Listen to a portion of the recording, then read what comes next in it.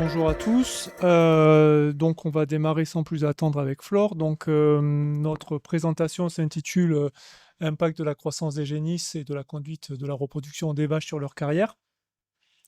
Tout ça en 10 minutes.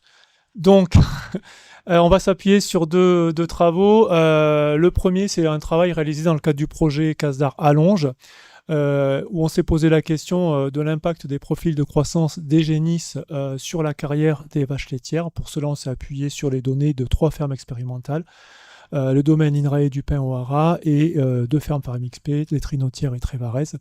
Et donc cette partie du projet a été réalisée par Charlotte Deséters de l'ESA d'Angers. Et puis sur le second volet que Flore vous présentera, on s'est plutôt posé la question d'une conduite de la reproduction assez originale qui est celle de la blanche maison qu'elle vous détaillera. Et on a essayé de s'intéresser à l'impact de cette conduite sur la longévité des vaches laitières de la blanche maison. Alors, pour la première partie, les données qui ont été mobilisées, donc on a pour cet après-midi, on s'est concentré sur des génisses de race Holstein qui ont été mises à la reproduction pour la première fois avant 19 mois, donc dans des objectifs plutôt de vélage précoce. Ça fait au maximum 28 mois au vélage.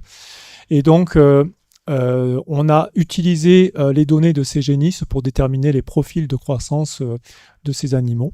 Et ensuite, on a extrait les animaux pour lesquels on avait une première lactation terminée. C'est à peu près 1200 animaux qui ont une première lactation terminée. Et on a essayé d'identifier l'impact de ces profils de croissance quand elles étaient génisses sur les performances en première lactation. On est allé jusqu'au bout de la carrière, on s'est prêté au même exercice, mais cette fois-ci pour un peu moins de 1000 animaux qui avaient des carrières terminées.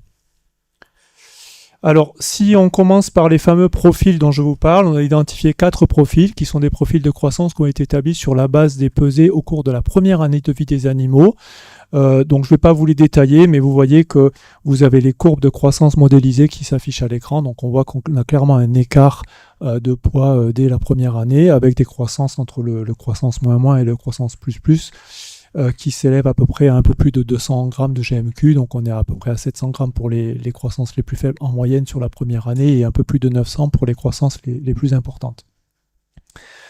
Alors si on regarde un petit peu l'impact de ces profils sur les performances au premier vélage et dès la mise à la première reproduction, on voit que bien qu'on soit sur des mises à la reproduction toutes avant 19 mois, on a malgré tout un effet de la croissance au cours de la première année sur l'âge des animaux à cette première mise à la reproduction, puisqu'on a on a quasiment 1 mois et demi, 42 jours d'écart entre les 2 profils de croissance extrême, le moins et le plus, puisque les animaux qui ont une croissance la plus faible sont inséminés pour la première fois à 484 jours, là où ceux qui ont les meilleures croissances sont inséminés pour la première fois à 442 jours.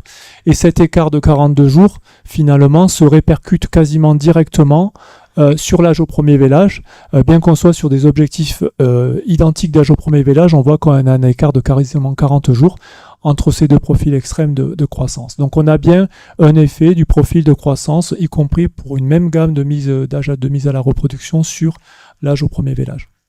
Si maintenant on poursuit sur toujours l'effet de ces mêmes profils, cette fois-ci sur les performances en première lactation de nos animaux, on constate que la production laitière en première lactation entre les 2 profils extrêmes est différente, avec un peu plus de 1000 kg de lait en faveur des animaux qui ont le profil de croissance le plus élevé.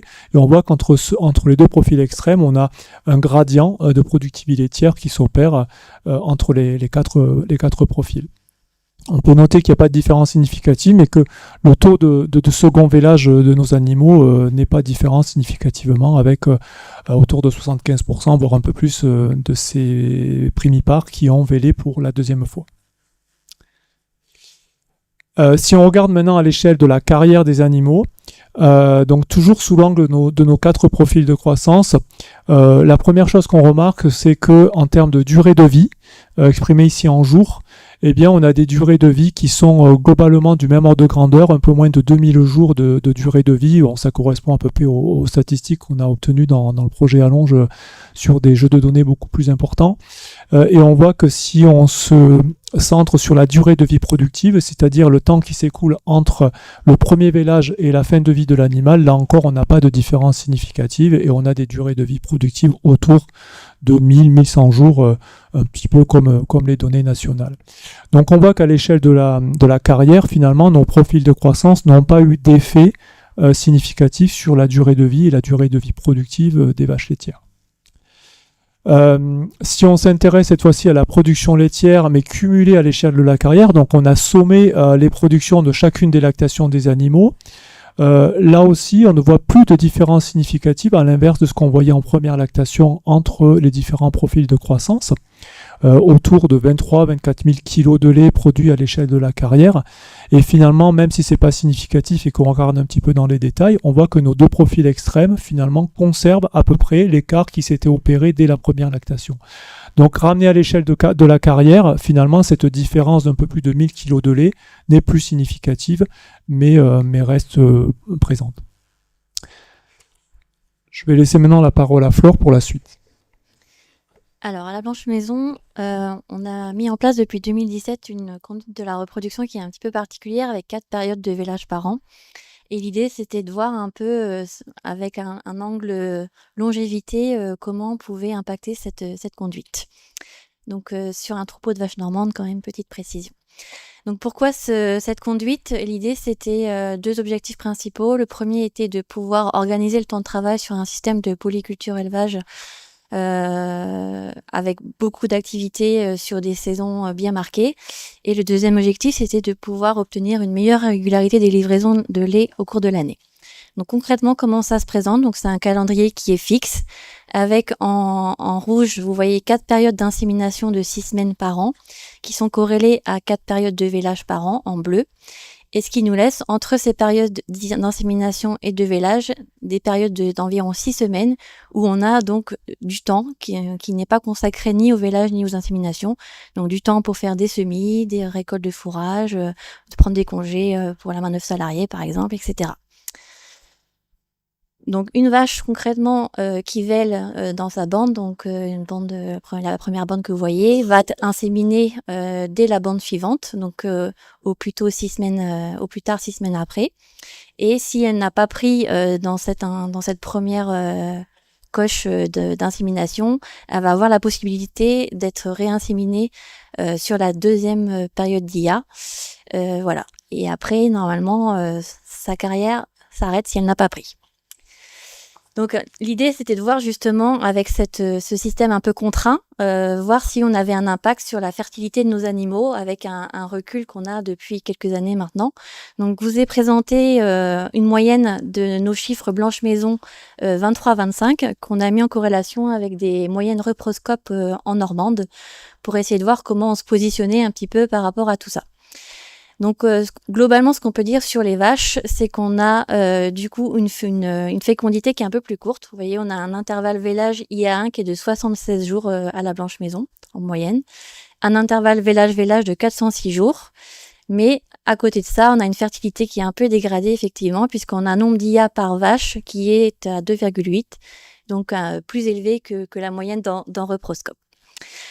À côté de ça, nos génisses suivent aussi le même calendrier de reproduction, avec un objectif quand même d'âge au premier vélage assez jeune.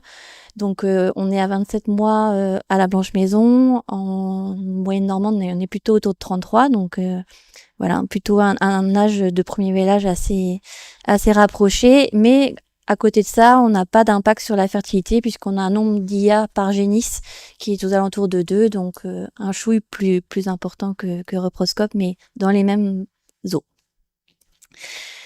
Alors après, l'idée, c'était de voir avec le recul qu'on a depuis 2018-2025, ça nous représente à peu près 700 lactations aujourd'hui.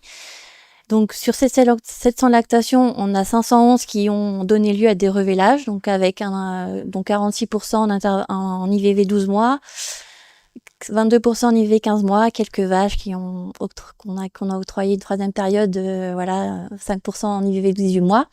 Et puis à côté de ça, l'idée c'était de regarder nos réformes, qu'est-ce que ça a donné. Donc 189 animaux ont été réformés sur ces 700. Donc 27%, donc un taux assez classique sur le troupeau, et avec un nombre de lactations pour l'ensemble de ces animaux réformés autour de 3,2. Donc quand on regarde à côté d'Allonges, bon, finalement on n'est pas déconnant. On est autour de 2,9 et une durée de vie qui est de 2408 jours. Donc voilà, un troupeau qui vit quand même sa vie. Mais l'idée, c'était de voir parmi ces réformes, lesquelles étaient particulièrement attribuées à des échecs liés à la reproduction du fait de notre système un peu particulier. Donc 70% de nos réformes quand même sont liées à des échecs liés à la mise à la reproduction. Donc des vaches qui n'ont ni repris dans la première bande, ni dans la deuxième, voire la troisième. Donc voilà, donc effectivement on va dire des critères de réforme un peu plus subis en termes de boiterie ou cellules ou autres que dans ce type de système. Mais globalement, sur ces animaux-là, on a 2,6 lactations quand même et 2241 jours de vie, donc c'est pas non plus si éloigné que le reste du troupeau. Alors pour conclure, sur 2 approches assez complémentaires, on voit que déjà en vélage précoce, et ça c'est important, c'est bien le contexte d'un vélage précoce, ben oui, les génisses avec des croissances plus faibles que les autres ont tendance à être gestantes un peu plus tard.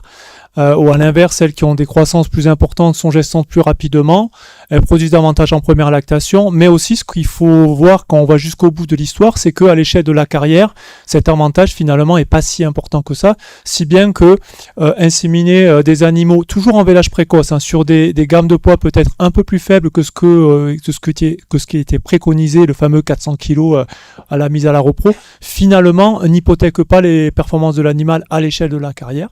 Et puisque Flore vient de nous présenter, montre que dans un système en 4 périodes de vélage comme à la Blanche Maison, eh bien oui, on a des réformes plus importantes pour le motif de la reproduction, mais que faut pas s'arrêter à ça, puisqu'on voit que au global, eh bien ça n'a pas de conséquences négatives, en tout cas pour la carrière des animaux. Merci de votre attention.